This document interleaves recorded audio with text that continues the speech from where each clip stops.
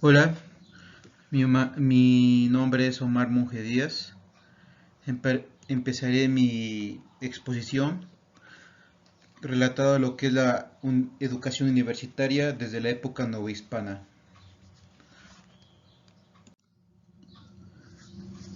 Todo empieza antes de, Todo empieza desde la época de la conquista. Puedo decir que antes de pasar a lo que es los indígenas al ser universitarios, empezó todo como lo que es el México prehispánico, donde la transmisión de conocimientos se hacía mediante el rito de la lluvia o transmisión de conocimientos. Menciono el rito de la lluvia porque muchas personas, en este caso los indígenas, transmitían sus conocimientos de manera oral, pero también lo hacían de manera escrita mediante códices. El historiador Christian Divergier pone el límite a la existencia de Mesoamérica en 1250, donde aparecen los primeros textos que pueden ser estatuas, dibujos, grabados en pintura, códices, libros, que son otra forma, que son otra forma de transmisión de conocimiento. Ya lo que es 1521, es a partir de la caída de Tenochtitlan, se educa de modo especial a las élites indígenas, ya que para que sean el puente entre los conquistadores y los conquistados. Aprendan lo que es latín, español, así como algo de teología. El fraile Sahagún recopila información sobre lo que en una enciclopedia. También recopila lo que son testimonios fantásticos de los mexicas antes de la conquista. Los mexicas tenían dos escuelas, que era el Calmecac y el Tecpulcali. El Calmecac, ahí iban los hijos de los mexicas, llamados pipiltis, donde eran más que nada se le enseñaba a políticos, para políticos, sacerdotes, o así para la administración de la ciudad. Y estaba el Tepulcali, ahí iban las personas donde, bueno, donde había una iniciación, y donde aprenden lo que son oficios, como que son danza, pigmentos, fabricación de pigmentos, estuco y demás. Cabe mencionar que el Calmecac, eh, tanto el Calmecac como el Tepulcali se les enseñaba a ser guerreros.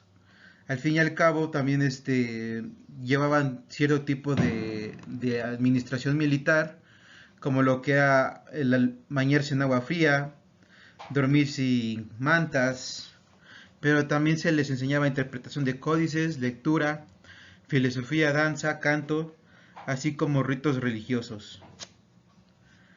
Después de la caída de Tenochtitlan, empiezan a lo que son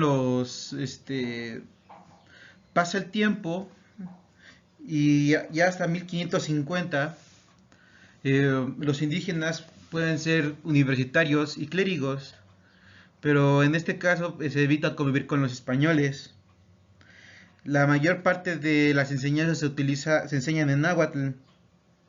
Al haber muchas lenguas, los sacerdotes empiezan a estudiar el náhuatl, ya que es el idioma predominante.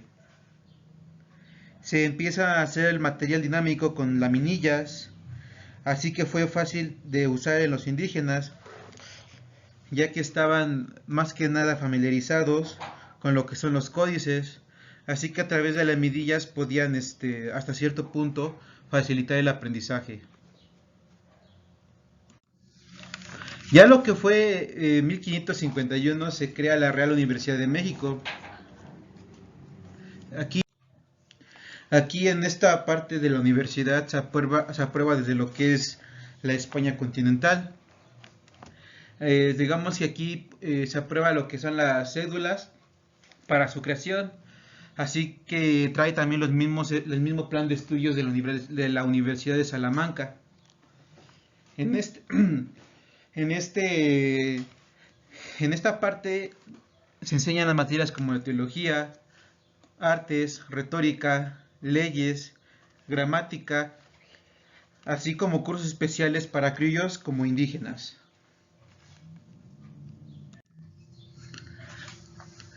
También empieza lo que es la fundación de escuelas de la ciudad barroca novohispana. Esto ya se hace a mediados del siglo XVI.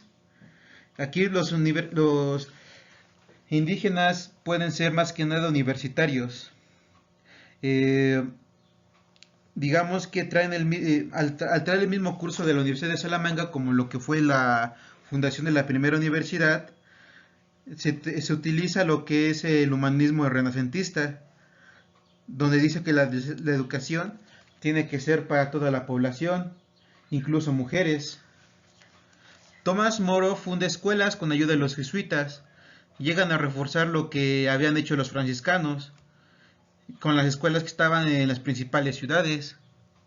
Existe la educación moral. 2 días a la semana salían a lo que es el catecismo, los esclavos, negros, indios, personas libres, así como los adultos. Había obras de teatro que relataban las tradiciones indígenas. Estas obras de teatro son, más tarde se convierten en lo que son, prácticamente las representaciones que se hacen en Navidad, ya denominados pastorelas. En lo que es la fundación del Colegio de San Ildefonso en 1588, lo llevan a cabo lo que son los franciscanos y agustinos dominicanos, también llamados agustinos dominicos. Para los jesuitas fue una experimentación entre el humanismo y la utopía de Tomás Moro. Cabe destacar que Tomás Moro fue un gran influyente en lo que fue la fundación y la creación de escuelas en el México novohispano.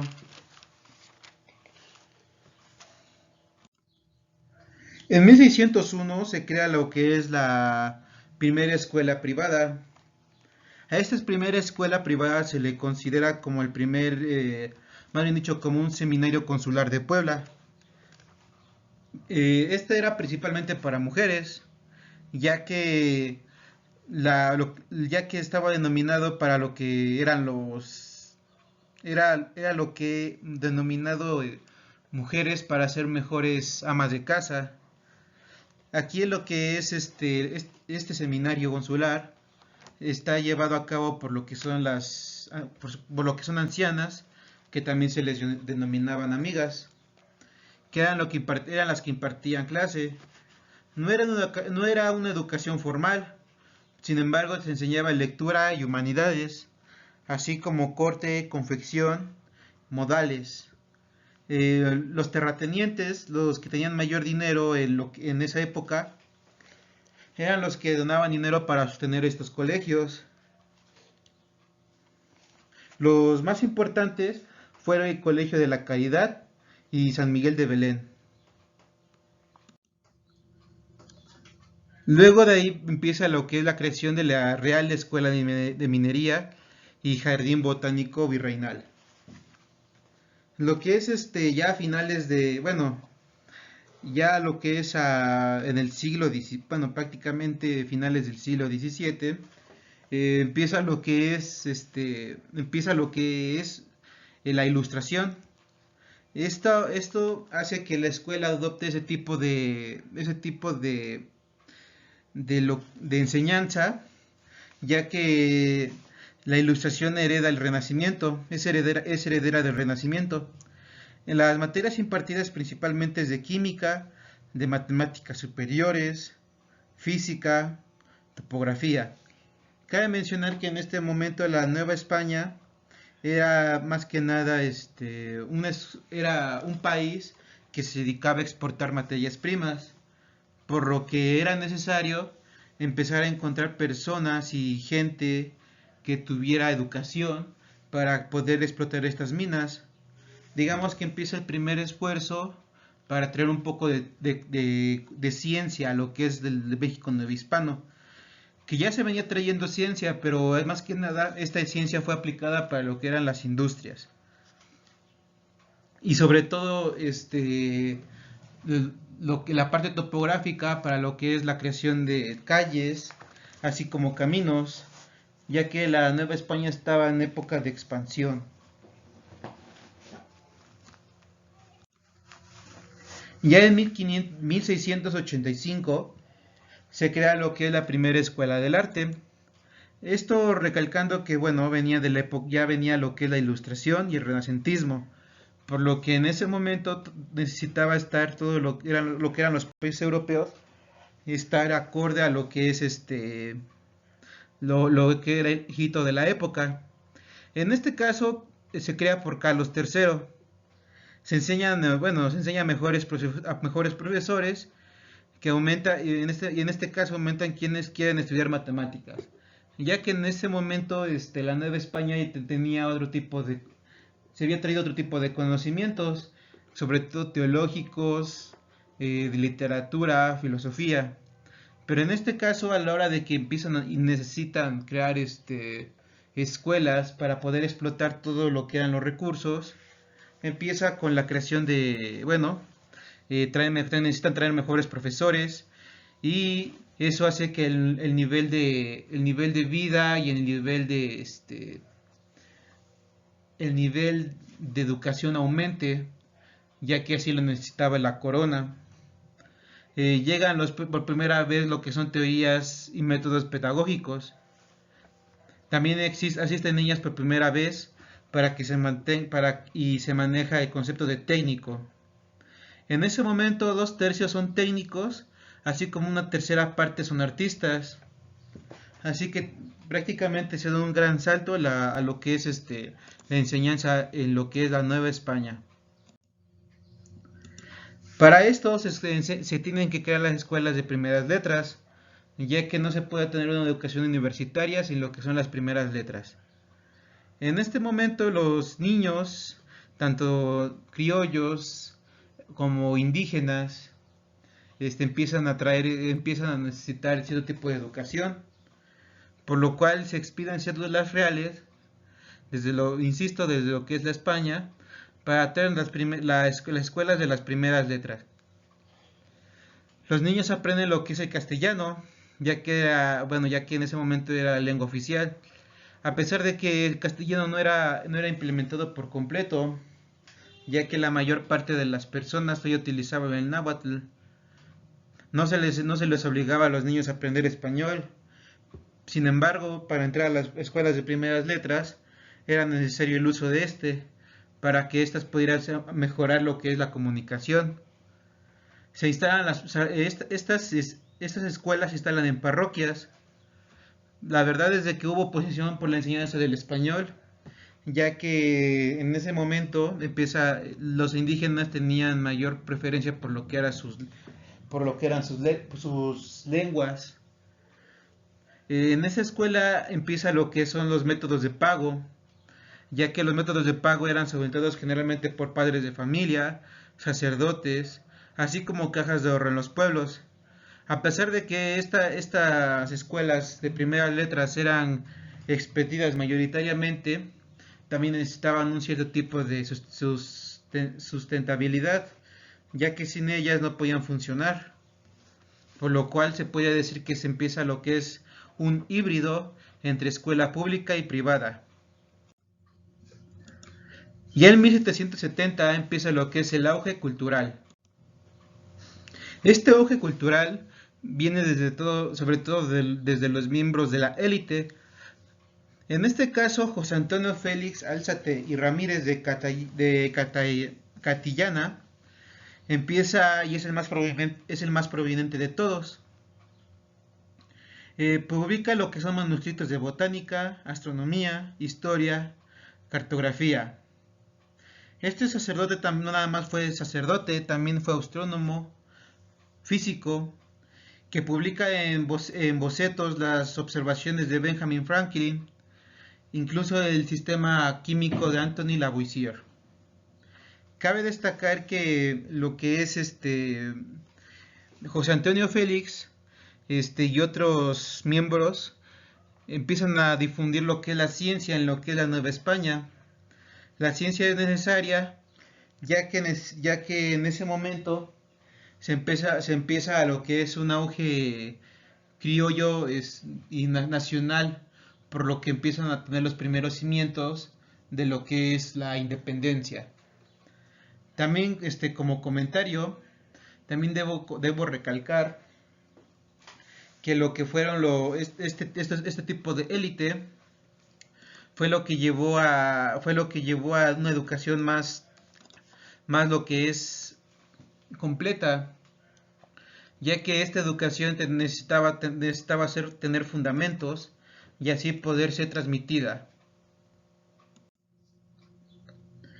Ya en 1790 se crea lo que es el famoso colegio de San Nicolás de Hidalgo.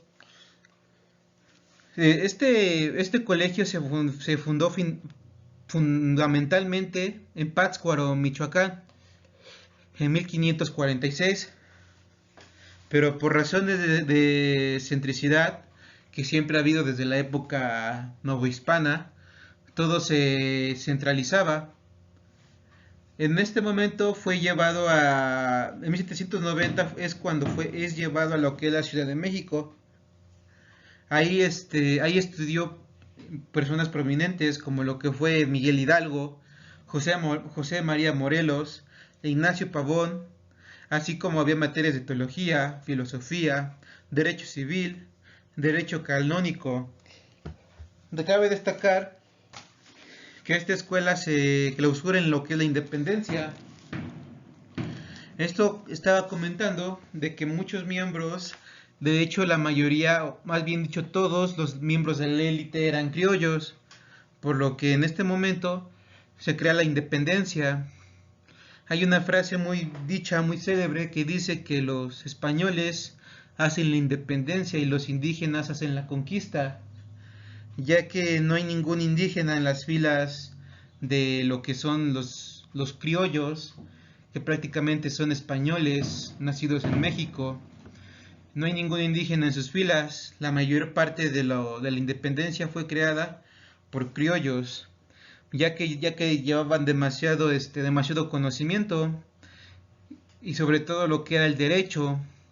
Este derecho, el estudio de leyes, los hace abrirse camino hacia lo que son diferentes etapas de lo que ya viene siendo el México independiente. En 1823 empiezan lo que son las reformas del Colegio de San Ildefonso. Valentín Gómez Farías nacionaliza los recursos de educación superior, pero también clausuran la universidad. Cabe destacar que se clausura la universidad por lo que es la guerra de reforma, ya que no se sabía o no estaba bien en claro lo que querían enseñar, ya que unos querían que fuera una educación conservadora y otros querían una educación más liberal. Por ello es de que no se llega a un acuerdo y por los diferentes tipos de ideología llegan a cancelar lo que es esta universidad. Ya en 1833 empieza lo que es la primera institución de educación pública. Aquí es donde se expiden los títulos y se crean los libros de texto. Se toman los bienes eclesiásticos para la escuela pública. Esto cabe destacar que con las leyes de reforma, Juárez, ya venía gestándose, no fue su idea de Juárez crear lo que son las leyes de reforma. Sin embargo, Juárez es el primero que la implementa. Una de las tantas leyes era disminuir el poder del clero. Porque digamos que en ese momento, a pesar de que ya había mucha educación liberal y conservadora, la mayor parte de la educación era llevada por lo que era el clero. En este momento empieza, digamos, la escuela un poco más liberal. En 1860 se crea lo que es, empieza el primer ministro de lo que es la educación pública, que ya había llevado Juárez anteriormente. Una vez que, ya Juárez habiendo asumido el poder, nombra a Ignacio Ramírez como primer ministro de Educación Pública. Desafortunadamente, afortunadamente y desafortunadamente, la educación de las mujeres empieza en 1861. Y ya, bueno, en este caso ya empieza lo que, ya la educación hispana en estos momentos ya había finalizado, ya que la independencia fue en 1810. Pero cabe destacar que cuando llega, bueno, en 1862, cuando llega Maximiliano de Habsburgo, implementa varias reformas. Para empezar, Maximiliano era liberal. Debido a la segunda intervención francesa, provocado por el incumplimiento de pagos. Maximiliano de Habsburgo trae el modelo francés para lo que son las carreras largas, como la escuela, como lo que es la medicina y la ingeniería. Y lo que son las cortas, para lo que son, por ejemplo, las carreras de artes. Él fue el que implementa lo que es la tarea en casa. Juárez excluye a los indígenas de la educación. Desafortunadamente, bueno, el 85% es analfabeta. Por eso es de que Maximiliano de Habsburgo tiene ciertos problemas para implementar la educación. Cabe destacar que independientemente de que no haya podido implementarlo al 100%, tampoco tenía apoyo ni de los liberales ni de los conservadores. Sin embargo, él fue una de las piezas principales para lo que es la creación de lo que son las escuelas en lo que ya fue una época post novohispana. Y bueno, pues muchas gracias. Esta fue mi exposición de lo que fue un poco de lo que es y fue la educación en lo que fue la Nueva España, acabando con lo que es Maximiliano de Habsburgo. Muchas gracias por haberme escuchado.